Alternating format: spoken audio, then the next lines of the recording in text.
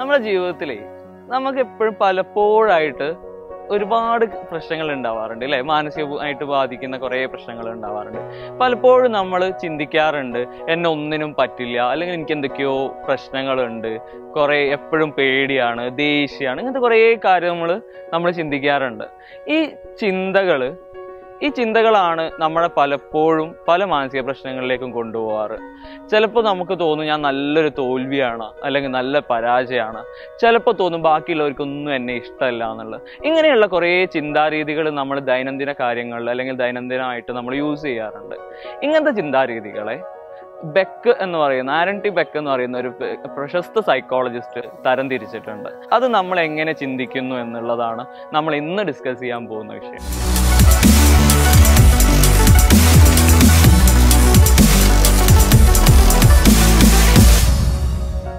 ഇങ്ങനെ നമ്മുടെ വികാരങ്ങളെയും വിചാരങ്ങളെയൊക്കെ ഭരിക്കുന്ന ചിന്താരീതികളെ ബെക്ക് പേര് പറഞ്ഞിട്ടുള്ളത് കോഗ്നിറ്റീവ് ഡിസ്റ്റോർഷൻസ് എന്നാണ്.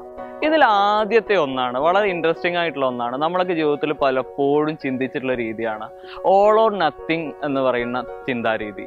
ഓൾ ഓർ നത്തിങ് എന്ന് പറയും, അല്ലെങ്കിൽ ബ്ലാക്ക് ആൻഡ് വൈറ്റ് തിങ്കിങ് എന്നും പറയും.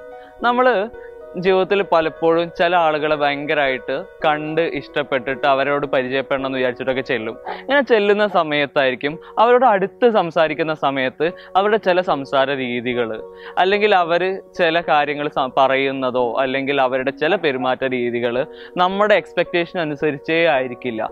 ദൂരെ നിന്ന് കാണുന്ന സമയത്ത് നമുക്ക് ഒരുപാട് ഇഷ്ടപ്പെടുന്ന ഒരു വ്യക്തി അടുത്തെത്തുമ്പോൾ ചില ചെറിയ സ്വഭാവ പ്രശ്നങ്ങൾ അവർക്ക് ഉണ്ടാവുന്ന സമയത്ത് നമുക്ക് ആ വ്യക്തിയോടുള്ള സകല താല്പര്യവും പോവാറുണ്ട്. ചിലപ്പോൾ അവരെന്തെങ്കിലും ഒന്ന് നമ്മളെ കളിയാക്കുകയോ അല്ലെങ്കിൽ ആ സാഹചര്യം വെച്ചിട്ട് ചിലപ്പോൾ എന്തെങ്കിലും ഒന്ന് പറഞ്ഞ് ചിരിക്കുകയോ ചെയ്തിട്ടുണ്ടാവും. നമ്മൾക്ക് എപ്പോഴും ഉള്ളൊരു ചിന്തയാണ്, നമ്മുടെ എല്ലാ എക്സ്പെക്റ്റേഷനും മീറ്റ് ചെയ്യുമെങ്കിൽ മാത്രം നമ്മൾ അവരെ അക്സെപ്റ്റ് ചെയ്യുകയും ചെറുതായിട്ട് ആ എക്സ്പെക്റ്റേഷനിൽ നിന്നൊന്ന് വ്യതിചലിക്കുന്ന സമയത്ത് നമ്മൾ അവരെ മാറ്റി നിർത്തുകയും ചെയ്യുക എന്നുള്ളത്. ഓൾ ഓർ നൺ, എല്ലാം ഉണ്ടെങ്കിലും നമ്മൾ അക്സെപ്റ്റ് ചെയ്യും, ഇല്ല എന്നുണ്ടെങ്കിൽ തീരെ നമ്മൾ അടുപ്പിക്കുകയും ഇല്ല എന്നുള്ള രീതിയിലുള്ള ചിന്താരീതികൾ. പിന്നെ വരുന്ന വേറൊരു രീതിയാണ്, നമ്മൾ ഇടയ്ക്ക് ക്ലാസ്സുകളൊക്കെ എടുക്കാൻ പോകുന്ന സമയത്ത് അല്ലെങ്കിൽ എന്തെങ്കിലും ഒരു കാര്യം പെർഫോം ചെയ്യുന്ന സമയത്ത് ഭയങ്കര കോൺഫിഡൻസിലായിരിക്കും നമ്മൾ പോകുന്നുണ്ടാവുക. അങ്ങനെ പോയിട്ട് നമ്മൾ സ്റ്റാർട്ട് ചെയ്യുന്ന സമയത്ത് ചെറുതായിട്ടൊന്ന് വീഴാൻ പോയി എന്ന് വിചാരിക്കുക, അല്ലെങ്കിൽ മുന്നിലുള്ള ആളുകൾ ആദ്യം ഒന്ന് ചിരിക്കാൻ കാരണമായി നമ്മളുടേതല്ല, നമ്മൾ ചെയ്യാത്തൊരു കാരണം കൊണ്ട് അല്ലെങ്കിൽ നമ്മൾ അറിയാതെ സംഭവിച്ച ഒരു കാരണം കൊണ്ട്. അങ്ങനെ വരുന്ന സമയത്ത് ക്ലാസ് ഒക്കെ കഴിഞ്ഞു, നമ്മളെങ്ങനെയൊക്കെയോ എടുത്ത് തീർത്തും ഒക്കെ കഴിഞ്ഞ് എന്നോട് ഒരുപാട് ആളുകൾ വന്നിട്ട് നല്ല അഭിപ്രായമൊക്കെ പറയുകയാണെന്ന് വിചാരിക്കുക. ഇതൊക്കെ പറഞ്ഞെങ്കിലും ഞാൻ വീട്ടിൽ പോയിട്ട് നമ്മൾ പലപ്പോഴും ആലോചിക്കുക, ക്ലാസ് ആകെ കൊളായി, ആദ്യം ഒക്കെ എൻ്റെ കയ്യിൽ നിന്ന് പോയി, അതുകൊണ്ട് ആളുകളൊക്കെ ചിരിക്കുകയും ചെയ്തു, ക്ലാസ് തീരെ നന്നായില്ല എന്നാണ്. നമ്മൾ ഒരിക്കലും എന്ത് ചെയ്യില്ല, അത്രയും ആളുകൾ നമ്മളെ പ്രൈസ് ചെയ്തെങ്കിൽ പോലും ഈ ഒരൊറ്റ കാര്യം മതി നമുക്കതിനെ മൊത്തം നെഗറ്റീവായിട്ട് തോന്നാൻ.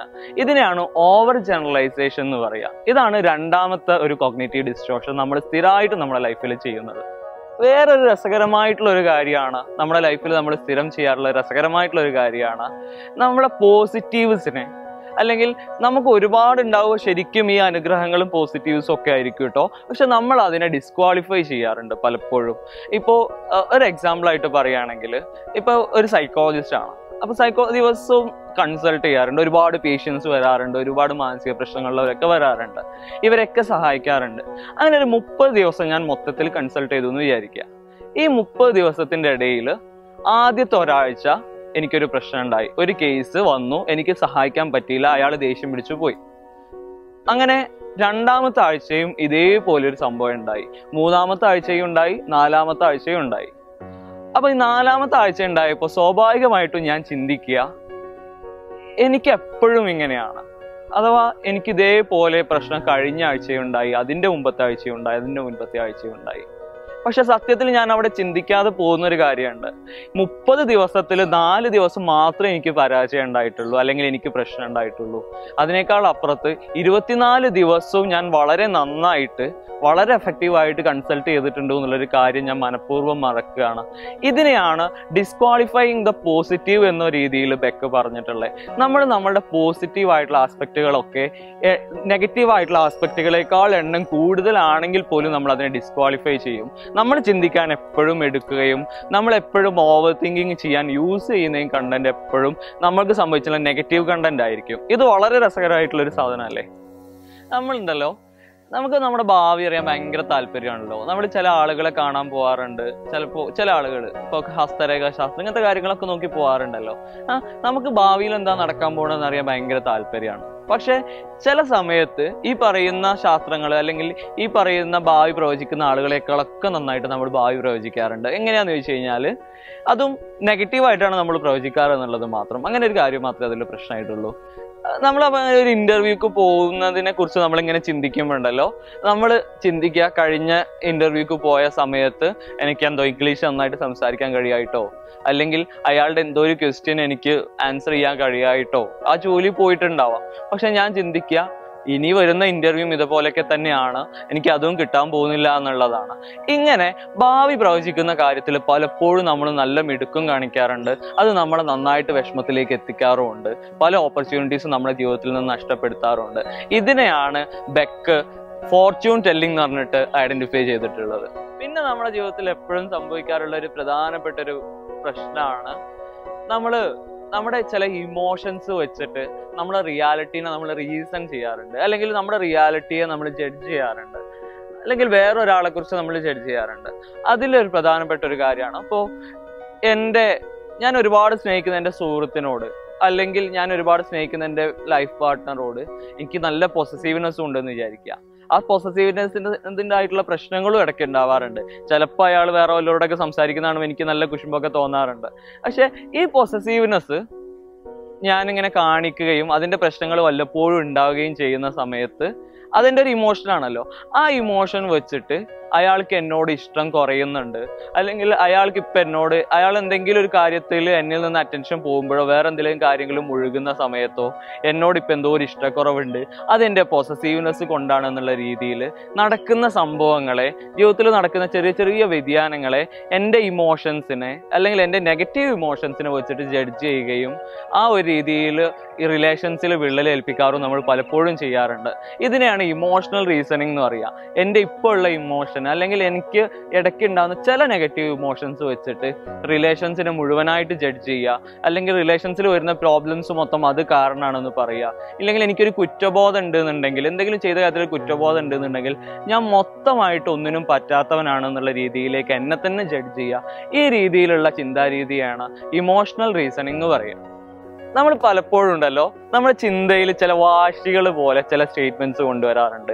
ആളുകൾ ചില രീതിയിൽ തന്നെ ബിഹേവ് ചെയ്യണം, അല്ലെങ്കിൽ ഞാനൊരു പ്രത്യേക രീതിയിൽ തന്നെ ആയിരിക്കണം എന്നൊക്കെ രീതിയിൽ ചില കടുംപിടുത്തങ്ങൾ നമ്മുടെ സ്റ്റേറ്റ്മെന്റ്സിലോ നമ്മുടെ ചിന്തയുടെ കണ്ടന്റിലോ നമ്മൾ കൊണ്ടുവരാറുണ്ട്. ഇപ്പൊ ഞാൻ എന്തെങ്കിലുമൊക്കെ ഒരു ജോലി ചെയ്യുകയാണെന്നുണ്ടെങ്കിൽ അത് ചെറുതായിട്ടൊരു പെർഫെക്ഷനിസം, ഞാൻ ഉദ്ദേശിച്ച ഒരു പെർഫെക്ഷനിസം അതിന് വന്നില്ല, അല്ലെങ്കിൽ ഞാൻ വിചാരിച്ച ഒരു രസം അതിനില്ല എന്നുണ്ടെന്നുണ്ടെങ്കിൽ നമ്മളത് ഒഴിവാക്കും. അഥവാ ഞാൻ ചെയ്യുന്നതൊക്കെ പെർഫെക്റ്റ് ആയിരിക്കണം, I should be perfect, അല്ലെങ്കിൽ he should be like this എന്നൊക്കെ രീതിയിൽ ഷുഡ് വെച്ചിട്ട് അല്ലെങ്കിൽ ഓട്ട് വെച്ചിട്ടൊക്കെ നമ്മൾ കുറെ കാര്യങ്ങൾ നമ്മൾ തീരുമാനിച്ചു വെക്കാറുണ്ട്.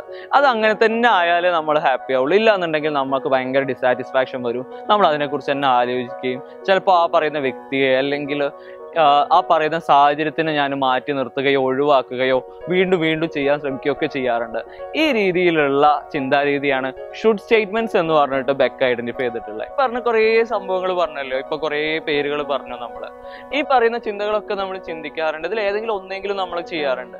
ഇങ്ങനെ ചിന്തിച്ചിട്ട് നമുക്ക് ഒരുപാട് മാനസിക പ്രശ്നങ്ങളും ഉണ്ടാവാറുണ്ട്. അങ്ങനെ ഇതിന്റെയൊക്കെ ഭാഗമായിട്ട് അവസാനം നമ്മളെ അല്ലെങ്കിൽ ഇതേ രീതിയിൽ വേറൊരാളെ കുറിച്ച് ചിന്തിക്കുമ്പോൾ അദ്ദേഹത്തിനെ അല്ലെങ്കിൽ വേറൊരു സംഭവത്തിനെ അല്ലെങ്കിൽ മൊത്തം ജീവിതത്തിനെ തന്നെ നമ്മൾ പല രീതിയിൽ ലേബൽ ചെയ്യാറുണ്ട്. അതോ ലേബൽ ചെയ്യാന്ന് പറഞ്ഞു കഴിഞ്ഞാൽ ചില പേരുകളിട്ട് വിളിക്കാറുണ്ട്. അതിൽ പ്രധാനപ്പെട്ട ഒന്നാണ് ഞാൻ നല്ല പരാജയമാണ്, തോൽവിയാണ്, I'm a loser, I'm a failure. ഈ രീതിയിൽ നമ്മൾ ചില പ്രശ്നങ്ങൾ, ജീവിതത്തിൽ ഉണ്ടാവുന്ന ചില തോൽവികൾ, ഇങ്ങനത്തെ കാര്യങ്ങൾ വെച്ചിട്ട് നമ്മളെ അങ്ങോട്ട് ലേബൽ ചെയ്യും. ഈ ലേബലിംഗ് എന്ന് പറയുന്നത് ഒരു കോഗ്നിറ്റീവ് ഡിസ്റ്റോർഷൻ ആയിട്ട് ബെക്ക് പറയുന്നുണ്ട്. നമ്മൾ പലപ്പോഴും അത് നമ്മുടെ ജീവിതത്തിൽ ചെയ്യാറുണ്ട്. എന്നിട്ട് ചില ആളുകളിൽ നമ്മൾ മാറി നടക്കാറുണ്ട്. ഇല്ലെങ്കിൽ നമ്മളെ ലേബൽ ചെയ്തിട്ട് പല സാഹചര്യങ്ങളിൽ നിന്നും നമ്മൾ മാറി നടക്കാറുണ്ട്. ഒരു തോൽവിയായിട്ട് അങ്ങനെ ജീവിതം മുന്നോട്ട് കൊണ്ടുപോകാറൊക്കെ ഉണ്ട്. ഇതിനെയാണ് ലേബലിംഗ് എന്ന് പറയുക. അപ്പൊ ഇങ്ങനെയുള്ള കുറെ കോഗ്നിറ്റീവ് ഡിസ്റ്റോർഷൻസ് നമ്മുടെ ലൈഫിൽ ഉണ്ടാവാറുണ്ട്. ഇത് നമ്മുടെ മാനസികാരോഗ്യത്തിനെ പലപ്പോഴും ബാധിക്കാറുമുണ്ട്. ഇതിൽ നമ്മൾ ആദ്യം ചെയ്യേണ്ട ഒരു കാര്യം എന്താണെന്നറിയോ? നമ്മൾ ഇതിങ്ങനെ ചിന്തിക്കാറുണ്ടോ എന്നുള്ളത് ഐഡന്റിഫൈ ചെയ്യുക എന്നുള്ളതും അത് ചെയ്യാറുണ്ടല്ലോ, ഞാൻ ഇങ്ങനെ ചെയ്യാറുണ്ടല്ലോ എന്നുള്ള ബോധവുമാണ് ഇതിൽ നിന്ന് പുറത്തു കടക്കാനുള്ള ഏറ്റവും ആദ്യത്തെ ഒരു സ്റ്റെപ്പ് എന്ന് പറയുന്നത്. അത് കഴിഞ്ഞു കഴിഞ്ഞാൽ ഏകദേശം ഒരു 50% ഇതുകൊണ്ടുണ്ടാവുന്ന ബുദ്ധിമുട്ടും തീരും. പിന്നെ നമ്മൾ മെല്ലെ മെല്ലെ അതിൽ പുറത്ത് കടക്കുകയും ചെയ്യും. പക്ഷെ നമ്മൾ ഇത് ലൈഫിൽ പലപ്പോഴും ചെയ്യാറുണ്ട്. ആ ചെയ്യാറുള്ളതിനെ നമുക്ക് ഐഡന്റിഫൈ ചെയ്യാൻ പറ്റണം എന്നുള്ളത് മാത്രം. ഇതുപോലെ നമ്മളെ കുറിച്ച് വ്യക്തമായിട്ട് അറിയുമ്പോഴാണ്, നമ്മുടെ മനസ്സിനെ കുറിച്ച് വ്യക്തമായിട്ട് അറിയുമ്പോഴും നമ്മൾ എങ്ങനെ ചിന്തിക്കുന്നു, എങ്ങനെ നമുക്ക് ഇമോഷൻസ് ഉണ്ടാവുന്നു, എങ്ങനെ അത് നമ്മളെ ബാധിക്കുന്നു, എങ്ങനെ നമ്മുടെ റിയാലിറ്റി അത് ഉണ്ടാക്കുന്നു എന്നുള്ള കാര്യങ്ങൾ മനസ്സിലാക്കുമ്പോഴാണ് നമുക്ക് ഹെൽത്തി ആയിട്ട് ജീവിക്കാൻ പറ്റുക. നമുക്ക് നമ്മുടെ ശരീരത്തിനെ കുറിച്ച് നന്നായിട്ട് അറിയാം. ഒരു പനി വന്നു കഴിഞ്ഞാൽ എങ്ങനെ കെയർ ചെയ്യണം എന്നറിയാം, പല്ല് തേക്കണം എന്നുള്ളത് അറിയാം, കുളിക്കണം എന്നുള്ളതൊക്കെ അറിയാം. പക്ഷെ നമ്മൾ പലപ്പോഴും ശ്രദ്ധിക്കാതെ പോകുന്നതാണ് നമ്മുടെ മാനസികാരോഗ്യത്തിനെ.